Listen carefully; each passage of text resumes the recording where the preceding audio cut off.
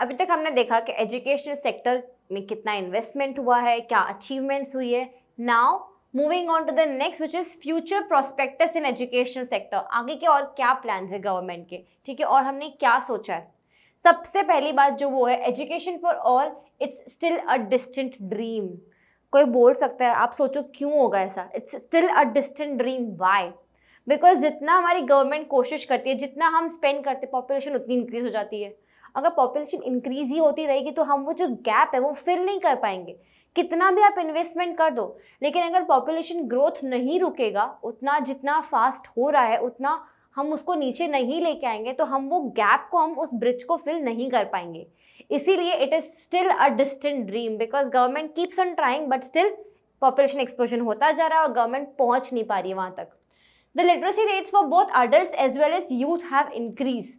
Adult और youth के लिए ये बहुत इंक्रीज हुआ है, ठीक है। लिटरेसी रेट रेशियो हमने देखा पीछे कि बहुत इंक्रीज हुए, there have been commendable increases, but however the absolute number of illiterates is still much in India's population was at the time of independence. That means क्या बोला जा रहा है, जितने पहले थे ना अभी भी उतने illiterate लोग हैं because of the population growth.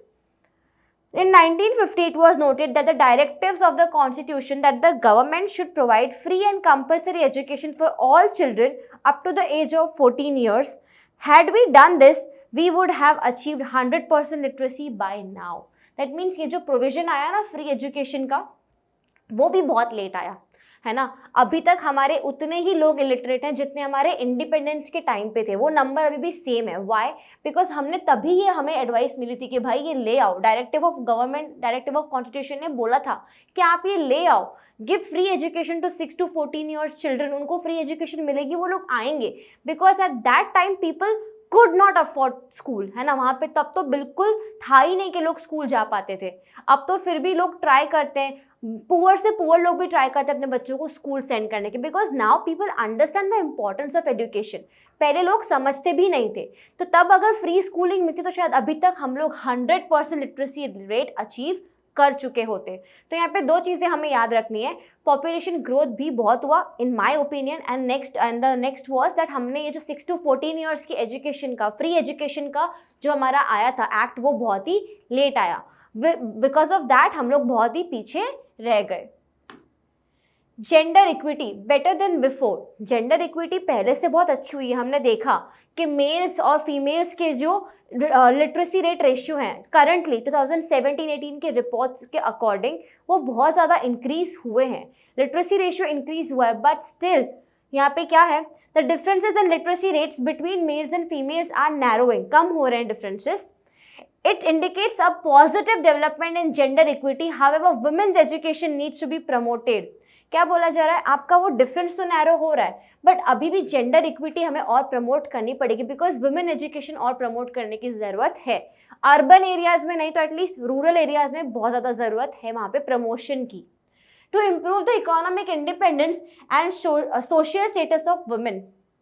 क्यों ज़रूरी है?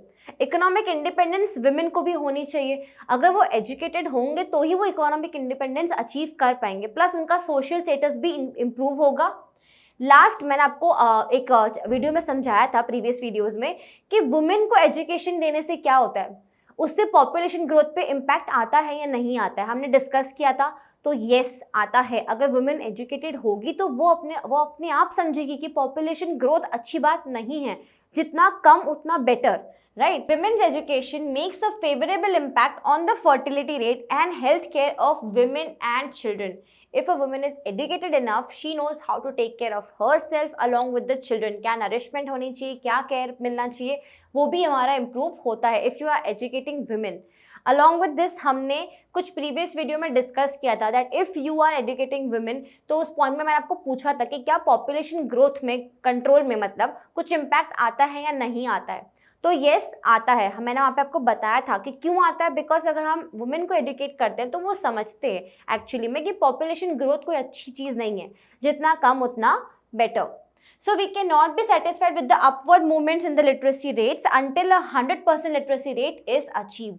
That means here our target is achieving 100% literacy rate. थोड़ा थोड़ा improvement हो रहा है, difference narrow हो रहा है, वो नहीं। जब तक हम अपना target achieve नहीं करते तब तक हमें satisfy नहीं होना है।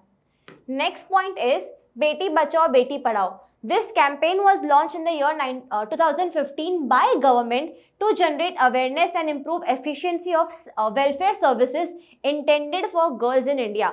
That means जो services, जो welfare services हमने girls के लिए बनाई हैं वो उन तक पहुंचाना और plus awareness करना कि actually बेटी बचाओ और Beti Padhao, save the girl child and educate them. The objectives of this initiatives are prevention of gender bias sex selective elimination. That means यहाँ पे क्या बात हो रही है, अबॉर्शन रेट्स की. ठीक है, लोग है ना बच्चों का सेक्स देख के और फिर अबॉर्शन कराते हैं. That is not good. हमें बेटी बचानी है यहाँ पे, है ना, हमें Beti Bachao, save the girl child हमारा मोटो है. तो वही हमारा प्राइमरी ऑब्जेक्टिव भी होगा. Then ensuring the survival and protection of the girl child. Once you save them, then their survival and protection is important, and at last their education and their participation is important. So first save, and then survival and protection, and at the end education and participation of the girl child. So this was about the Beti Bachao Beti Padhao campaign. Our next point is higher education. A few takers here. Indian education pyramid is steep, indicating a lesser and lesser number of people reaching the higher education level. हमने बात की थी अभी इसके पहले वाले video में that government is investing more in elementary education, और हायर एजुकेशन में हम उतना इन्वेस्टमेंट नहीं कर रहे, जिसकी वजह से क्या होगा, बच्चे प्राइमरी एजुकेशन तो ले लेंगे बट उसके आगे का कोई फ्यूचर क्या करेंगे हमें पता ही नहीं है, क्योंकि हमने ना हम इन्वेस्ट कर रहे हैं ना उनके पेरेंट्स अफोर्ड कर पाएंगे. तो यहाँ पे क्या बोला जा रहा है, इट्स स्टीप. दैट मीन्स ऊपर आते आते नंबर कम हो जाता है. बहुत बच्चे पढ़ाई करते हैं पर ऊपर आते आते क्लास में नंबर कम हो जाते हैं ना. बहुत कम बच्चे होते हैं जो एक्चुअली में हायर एजुकेशन ले रहे हैं. एज पर national sample survey office, that is NSSO, now changed to National Statistical Office, that is in the year 2011-12, the rate of unemployment among youth males who studied graduation and above in rural areas was 19%. Even after taking higher education, even after graduating, क्या बोला जा रहा है कि 19% था rural areas में unemployment का rate. 19%, इतने लोग अनएम्प्लॉयड थे. Even after studying, even after graduating, कुछ तो जॉब मिलनी चाहिए थी ना भाई, कुछ भी नहीं मिला. 19% people were unemployed.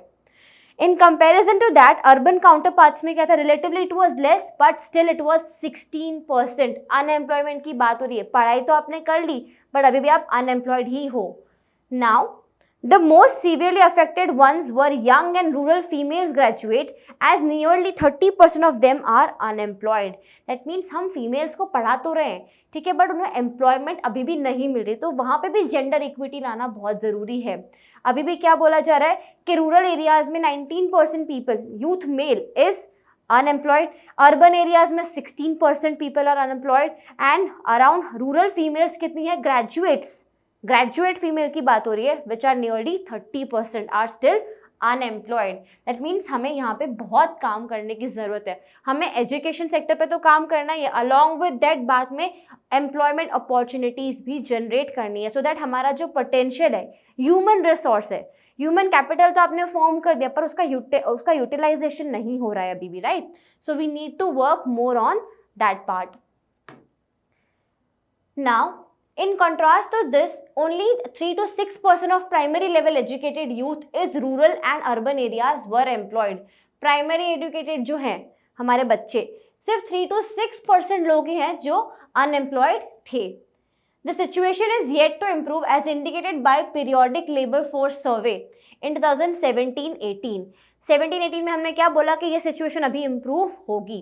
Therefore, the government needs to increase the allocation for higher education and also improve the standard of higher education institutions so that the students are imparted employable skills in such institutions. That means क्या बोला जा रहा है, अब तक हम सिर्फ पढ़ा रहे थे बच्चों को, कुछ स्किल नहीं सिखाया. दैट्स वाई अभी हमें NEP की ज़रूरत पड़ रही है, न्यू एजुकेशन पॉलिसी की. क्यों? क्योंकि अभी तक आपने सिर्फ पढ़ाया, कोई स्किल नहीं सिखाया, कुछ ट्रेन नहीं किया स्कूल में साथ साथ में. तो क्या हुआ, उसके बाद भी बच्चों को पढ़ाई करने के बाद में भी स्किल्स नहीं थी उनके पास में, एम्प्लॉयबल स्किल जो ज़रूरत है एक्चुअली में काम करने के लिए. ठीक है, नॉलेज तो चाहिए, साथ में स्किल चाहिए, कुछ प्रैक्टिस चाहिए, तो वो सब नहीं अवेलेबल था, जिसकी वजह से भी अनएम्प्लॉयमेंट हमने फेस किया. सो अलॉन्ग विद दैट हमें सिर्फ पढ़ाई नहीं करानी है, हमें also we have to try that we impart such skills in them, जिसकी वजह से उनको आगे जाके जॉब मिल पाए. Next is conclusion of this chapter, finally खत्म होने वाला है ये chapter. The economic and social benefits of human capital formation and human development are well known. इसके क्या बेनिफिट्स हैं वो हमने देख लिए। ह्यूमन कैपिटल फॉर्मेशन का क्या बेनिफिट है, it will benefit both private and socially, and human development तो बहुत ज़रूरी है। गवर्नमेंट इज फोकसिंग कि ओवरऑल डेवलपमेंट भी होनी चाहिए। The union and state governments have been allocating substantial amounts for the development of education and health sectors. Along with that हमने क्या देखा कि गवर्नमेंट ट्राई कर रही है, यूनियन गवर्नमेंट ट्राई कर रही है कि हम लोग कुछ ना कुछ अलोकेट करें इन दोनों सेक्टर्स में, तो इसकी वजह से हम इम्प्रूवमेंट देख पाएँ। The spread of education and health services across different sectors of society should be ensured so as to simultaneously attain economic growth and equity. That means क्या बोला जा रहा है कि हमारे सोसाइटी में एजुकेशन प्लस हेल्थ दोनों का ही बहुत इंपॉर्टेंस है और वो दोनों की अवेयरनेस हमें फैलानी है। बिकॉज अगर हमें आगे ग्रोथ चाहिए तो हमें ये दोनों चीज़ें नीचे हमारा बेस पक्का होना चाहिए, है ना। हम क्या बोलते हैं, जो हम पहले अपने ग्रोइंग ईयर्स में खाते हैं वही हमारी लाइफ एक्सपेक्टेंसी बढ़ाता है आगे जाके, राइट। तो आप जो पढ़ाई करोगे उसी से आपके एजुकेशन का बेस बनता है। तो इन दोनों ही चीज़ों का बेस बनाना, इसकी अवेयरनेस फैलाना बहुत ज़रूरी है। India has a rich stock of scientific and technical manpower in the world, but we need to utilize it. We have manpower, but we are not utilizing it. We need to improve it qualitatively and provide such conditions so that they are utilized in our own country. हमने देखा कि migration भी होती है, people are leaving the country. Why? Because they are not getting handsome payments or handsome salaries. तो वो भी हमें नहीं चाहिए, हमें उनको एम्प्लॉय भी करना है, सिर्फ एजुकेट नहीं करना है, ताकि ये जो हमारा ह्यूमन रिसोर्स है वो हमारी कंट्री में ही रहे। तो ये हमारा चैप्टर था, chapter number 5, human capital formation. Keep practicing, keep watching and keep learning.